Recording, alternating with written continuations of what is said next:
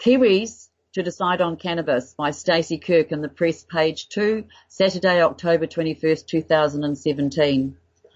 Incoming Prime Minister Jacinda Ardern will consult with her cabinet and take advice before holding a referendum on legalising recreational cannabis.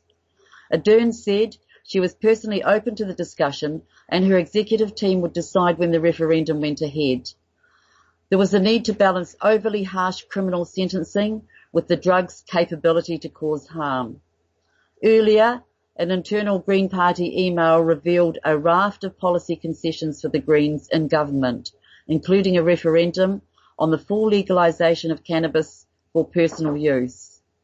Ardern said she would seek a way through the debate, gauge the mood of the public, and look to find a workable solution. A justice-based approach to cannabis was not working. The Green Party email suggested the parties would move rapidly to a health-based approach.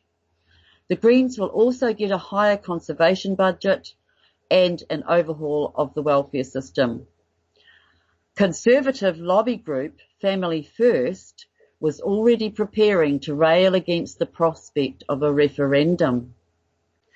The Aotearoa Legalise Cannabis Party is really happy that progress is being made on cannabis law reform with the new grand coalition of New Zealand First, Labour and the Greens.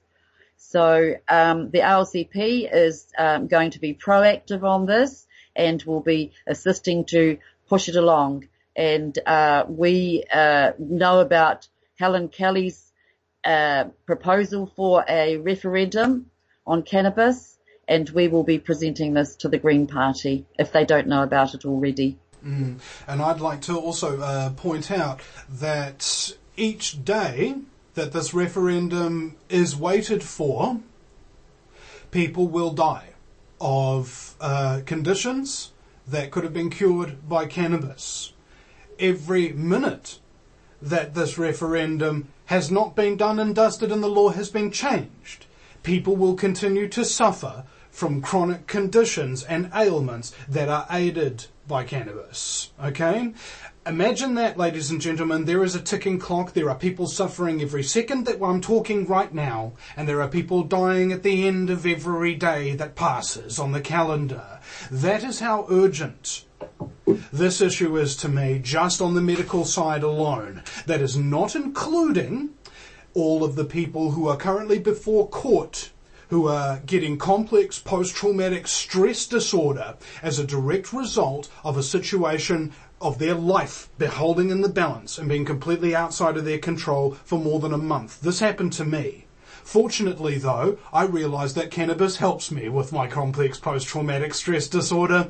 And unfortunately, though, the recreational users, as people would, technically try to, assume that I am, it's actually known that many people who do use cannabis, quote-unquote, recreationally, are actually doing it because the cannabis helps an undiagnosed medical condition.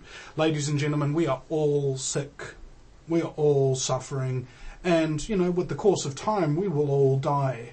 And I, after 10 years, after having my awareness opened to the propensity of the cannabis laws to cause harm, not the cannabis itself, I don't want to wait another minute nor another second, because I know the suffering and the harm that happens during those minutes and seconds of the lives that I have not lived. Thank you very much.